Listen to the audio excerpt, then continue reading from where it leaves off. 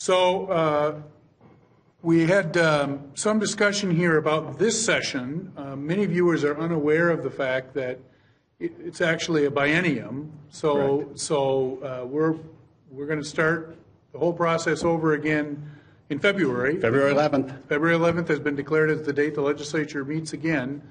Can you tell our viewers a little bit, maybe a little window into what we might see for discussion items in February? Now, we got the bonding bill, of course. That's a bonding year. But independent of that, what other topics are likely to come up in that even-numbered year of the legislative sessions? We start with you, Senator Corwin. What do you think? Well, for me, it's all about policy and reform. Unfortunately, one of the things that in every single committee, what I was most frustrated with is that we didn't see any level of reform being proposed by the governor or his administration. We saw a lot of requests for more dollars and more programs, but that doesn't mean or equate to reform and to ensure that we're getting great value for the dollars we have. And so mine's going to be solely focused on, and I'm hoping we're going to leverage our caucus, that we're going to pick 3 or 4 categories of reform, and that's what we're going to focus on, because we have plenty of money. It's what we get and the value we get for each of our dollars. So that will be my entire agenda, is what are the actual reforms that we need in place to make sure that the agencies run, that they're doing their jobs. We've got a whole host of things from CCAP, to fraud, the funding for them, that we've got to make sure our agencies are running effectively. Can you give us an example? For me, it's Department of Human Services is one of our biggest. I think what we're going to see this year is I think they've talked the governor into a Blue Ribbon Council on reform. For me, it's about the process of our government delivery vehicle is broken. MNLARS is a symptom. MNLARS is an example of our government delivery system is designed to produce that type of result. It's not the people, it's the process. So we don't have any naturally occurring corrective action for when we get it wrong. When we get it wrong in a MNLARS, it's an inconvenience, it's expensive. In the Department of Human Services arena, it's life and death. I can point to one death right in our community that was because of our Department of Human Services at the state level and the county level not doing their job. And so we can toss some things aside and say, well, how do we make it better? More legislation? That's not going to do it. We got to convince the governor that we have to dramatically change the way we deliver government.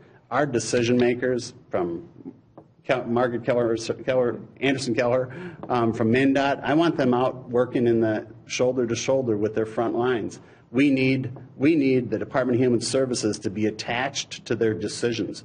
They don't work their front lines. They don't even address and manage their front lines, which are county Department of Human Services people who actually deliver their services.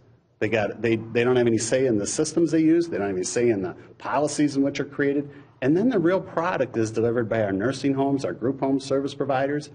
That's their product, and they have no idea. Most have never worked in that environment. So we have to create a system of training that educates everybody in the process about what your job is and that every piece works together.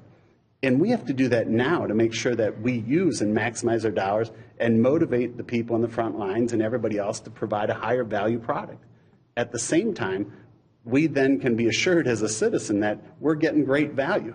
But only the governor can lead that initiative and to get his agencies to start to change that training behavior. It's more critical today than ever because we don't have the normal ascension of a long-term career employee through that environment doesn't exist anymore. There aren't going to be 20-year employee, 30-year employees who obtain institutional knowledge. Most of the younger generation, 7 to 10 years.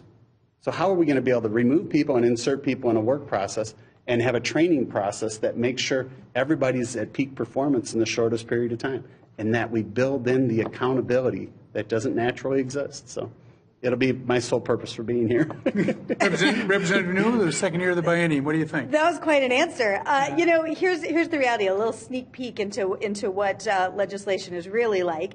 The reality is, in the off year, we are one of, now Alaska has joined us as a divided legislature, but I mean, we are one of the only divided legislatures in the country. You know, Senator Curran mentioned earlier that most of the policy this year was jettisoned. And the reason for that is because we can't come to agreement on it. I think the parties are pretty divided in what they want to see in policy. So the reality is the even years are considered sort of bonding, or more appropriately borrowing. We borrow money for projects in a bonding year, and policy.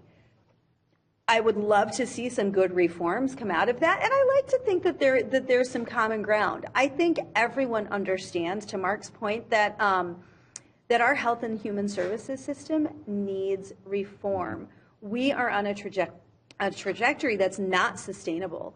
The costs of delivering health and human services in the state of Minnesota is not sustainable. And we have to get that figured out. We have to make some changes to that. Will we be able to come to consensus on what that looks like? I don't know.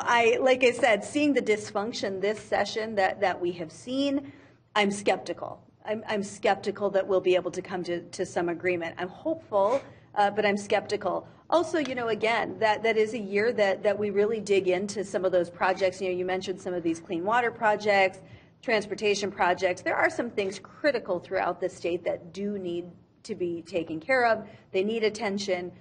So we should come up with a good, responsible bonding bill for that kind of stuff. And from my perspective, that's a bonding bill that includes critical infrastructure projects and nothing else. I mean, this is where you see the most ridiculous projects coming in that people try to get funded by the state that just are not appropriate functions of the state government.